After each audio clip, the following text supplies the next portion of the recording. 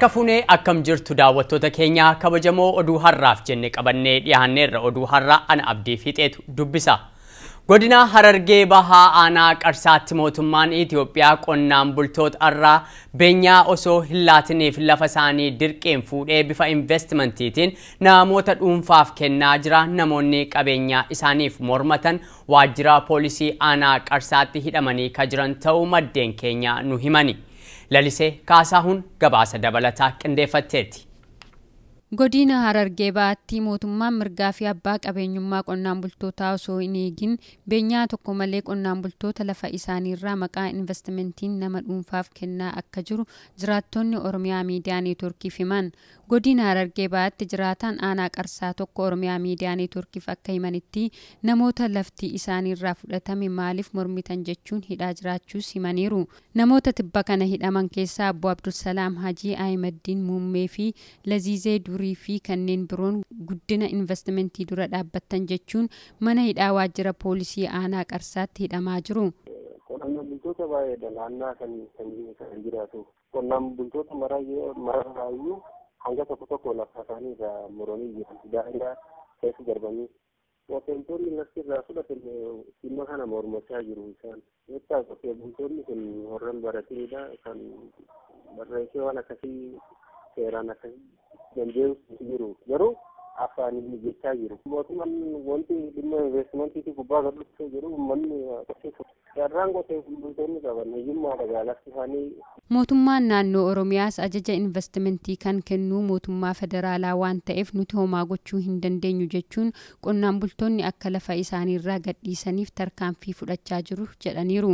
Akka seera investmentii Itoophiyaatti lafti investmentiif kennamuun dura uummata mariisisuun kan jedhu yoo jiraates qaamni mootummaa dhimma kana irratti isaan mariisise akka hin jirre jiraattonni naannoo himaniiru. Godina Harargee Bahaa aanaalee garaagaraa keessatti sababaa hongeetiin midhaan waan manca'eef beela yeroo ammaa daran hammaataa jiru walqabatee jiraattonni lafa jireenyaa isaanii dhiisanii godaanaa akka jiran jiraattonni naannoo sanaa Oromiyaa Miidiyaa Neetworkiif himan. Haaluma wal fakkaatuun godina Boranaa keessatti sababaa roobni dhabameen qonnaan jireeyyii fi horsiisee bultoota jalaa beelladootii dhumaa jiraachuu jiraattonni Oromiyaa Miidiyaa Neetworkitti himaniiru. Usmaan Ukkumee gabaasattaan qindeeffateera. Godinaalee Harargee Bahaa fi Boorana keessatti sababa roobni dhabameen hongee dhaqqabeen midhaan ooyiruu qonnaa irraa manca'uun beelli hammaachuu isaa jiraattonni godinaalee lameenii Oromiyaa Miidiyaa Neetworkiif himan. Godina Harargee Bahaa aanaalee hedduu keessatti beelli kan itti fufee yoo ta'u sababa beelli dhaqqabeen jiraattonni aanaa milkaa'aa fi miidhagaa tolaa dabalatee qe'ee isaanii gadi dhiisuun gara aanaalee birootti godaanaa akka jiran himame. Jiraataan aanaa milkaa'aa tokko akka himanitti beela dhaqqabe kanaan haga ammaatti gama mootummaatiin gargaarsa tokkollee akka hin arganne himanii rakkoon beelaa kun waan jabaateef qe'ee fi qabeenya isaanii dhiisanii bakka birootti godaanuuf akka dirqaman dubbatu. Namaaf illee inni godaansise roobni roobne barana mootummaan gargaarsa nu goote hin jirtu amma diree namni gargaarsa nu gargaare waan jiru.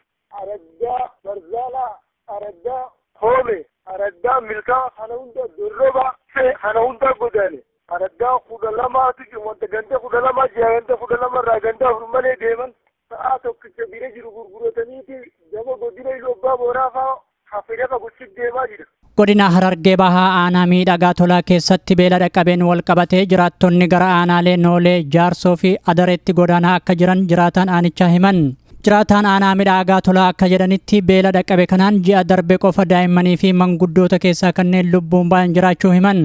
Amma haalli beela naannoo keenya amma godina Harargee Bahaa keessa isumaafuu aanaa miidhagaa tolaa keessatti rakkisaadha. Wayirra ijaaba malee nama aanaa tokko guutuu aanaa guutuu bishingaan irratti uummagarre lafattuu dachii irratti uummagarre bishingaan. Amma namoonni godaanaa godaanaa jiran amma namni deemaa jira godaanaa bakkatti godaanuuf kan hin qabne nama deema bakka deemaa jira namni ganamuu makiinaadhaan ba'aa jira ganamuu asirraa dhoobaa. Godina Harargee Bahaa kana keessa karaa Noolee Jaarsoo Adaree keessa bakkayyuma deema namni sadaquma kadhachuudhaaf. Beela amma dhaqqabe kanaan miidhaan namarra ga'anii jira daa'imman du'anis ni jiranis daa'imman 4 fi nama guddaa nama 2 ni jira.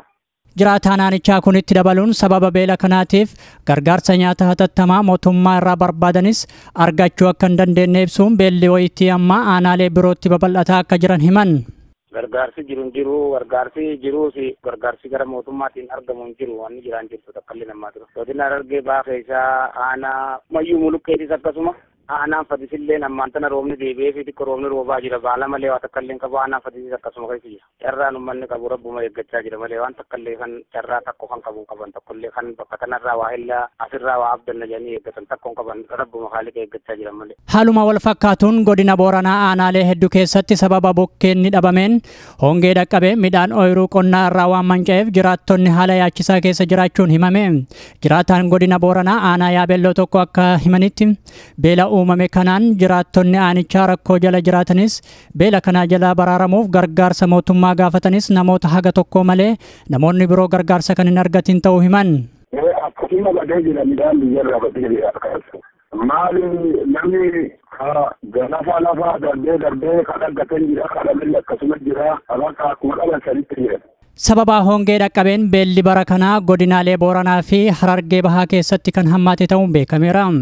Dhaabbanni mootummoota gamtoomanii beela bara kanaa gaanfa Afrikaa dhaqqabe keessaa biyyoota Itoophiyaa, Suudaan Kibbaa fi Somaaliyaa dabalatee uummanni miiliyoona 14 gargaarsa nyaataa hatattamaa kan barbaadan ta'uun ibseera.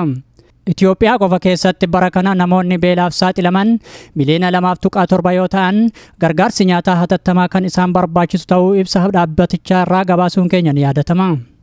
Itoophiyaa qofa keessatti bara kana namoonni beelaaf saaxilaman miliyoona 2.7 yoo ta'an gargaarsi nyaataa hatattamaa kan isaan barbaachisu ta'uu ibsa dhaabbatichaa irraa gabaasuun keenya ni yaadatama. Itoophiyaa fi Sudaan humna waraanaa waliin hundeessuuf waliigaluu isaanii beeksisan waliigaltee waraanaa yeroo ammaa Suudaaniif Itoophiyaa gidduutti raawwate kun yoo galma gahee Sudaan kaabaa fi kibbaa gidduutti rakkoo uumuu akka malu xiinxaltooti siyaasaa dubbatu. Alamaayyoo Qannaa gabaasa dabalataa qaba. Miidiyaan Itoophiyaa wiirtuu odeeffannoo waaltaa jedhamu akka gabaasetti Itoophiyaa fi Sudaan maree ministeerota waliinii 11ffaa ta'aa turan yommuu xumuran murtii murteessaniin humna waraanaa iizii tokko jalatti bulu hundeessuuf walii galaniiru. Ministeerri raayyaa ittisa biyyaa Itoophiyaa obbo Siraaj Fageessaa ibsa kennaniin akka beeksisanitti hojiin humna waraanaa kana hundeessuu dhuma fulbaana dhufuu kanaatti guutummaan guutuutti ni xumurama.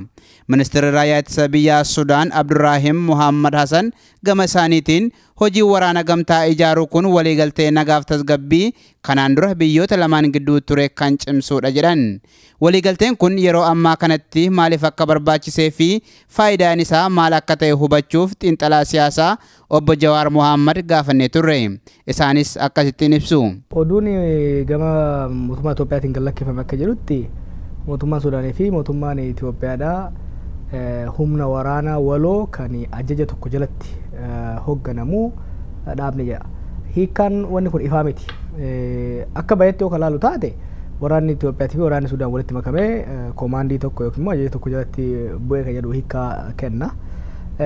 Tarii immoo wanni isaan jechuu barbaadan waraana biyyattii lamaanii keessaa waraana gamisa tokko walitti fuudhanii garee waraanaa tokko kan ajaja tokko jala jiraatu joint task force kan ta'e kan dirqama tokko tokkoof waliin hojjechuu danda'an dhaabuu ta'a. Waan lamaan ta'uu danda'a. Kan duraa sun hin danda'amu. Waraana Sudaanii fi waraana Itoophiyaa walitti naqanii guutumatti hoomaa waraanaa yookiin immoo jaarmaa waraanaa lamaan bakka tokkotti walitti naquudhaaf heerrillee kan Itoophiyaatis heerri Sudaanis hin hayyamamu.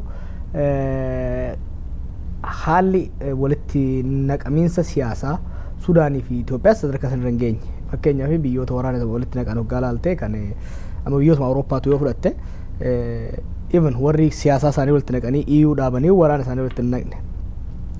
Gamtaa waraana Atlantik kaabaa NATO immoo yoo kalaalu taate Ameerikaa keessaas waraanni amma tokko Awurooppaa keessaas waraanni amma tokko walitti dhufee koomaandii tokkoon deema.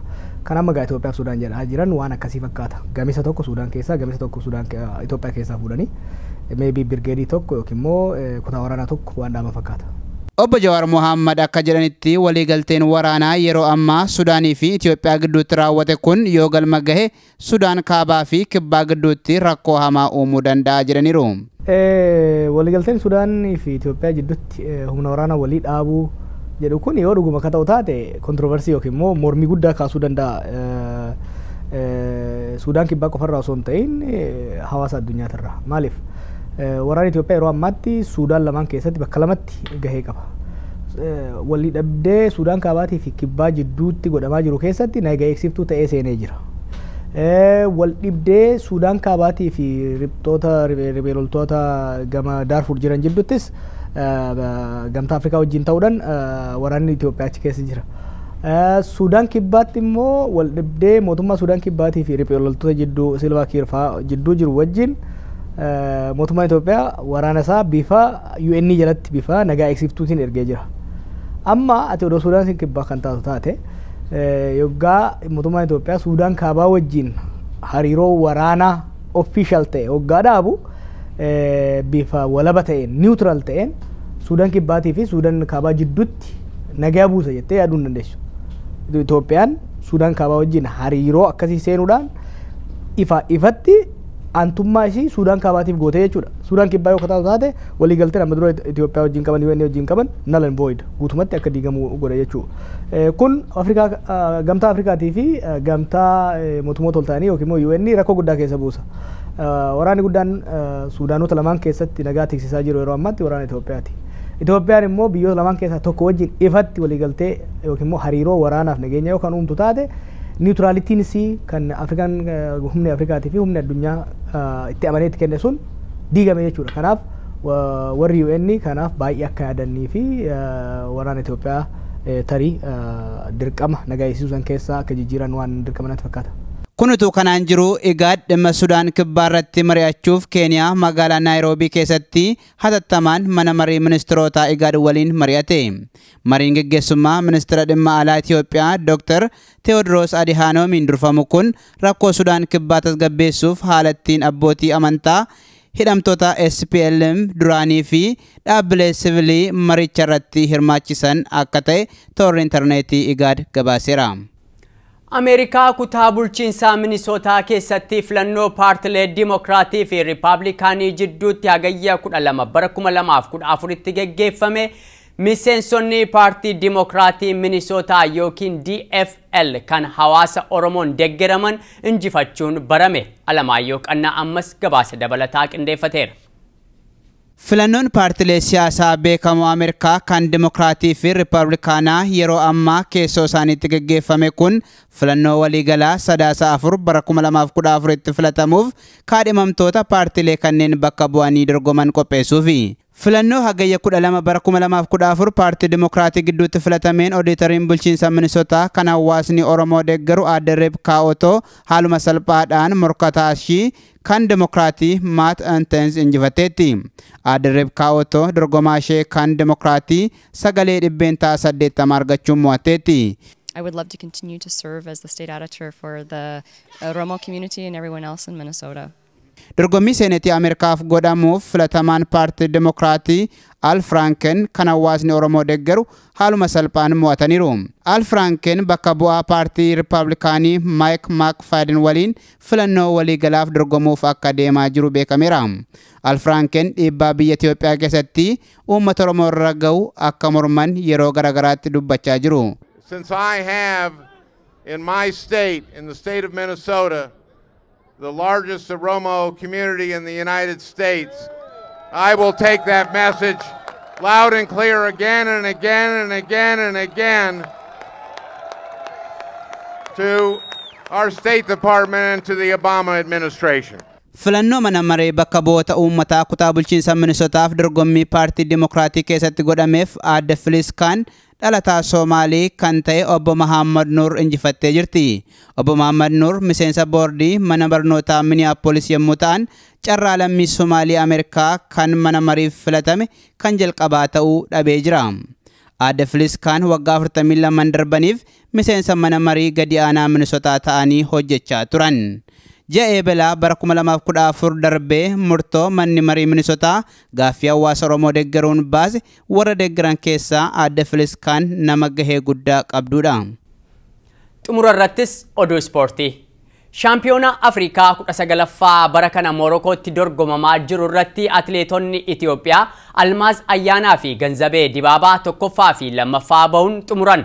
Dorgommii fiigicha meetira 3,000 irratti atileet Almaaz Ayyaanaa reekardii cabsuun mo'atteetti. Atileet Almaaz Ayyaanaa fooyya'insa guddaa agarsiisuun tokkoffaa yommuu baatu atileet Ganzabee Dibaabaa lammaffaa baateetti. Atileetiin Keeniyaa Jaanet Kisaa jedhamtu immoo sadarkaa sadaffaa bahuun xumuruu ishee toorri intarneetii atileetiksii addunyaa gabaasee jira.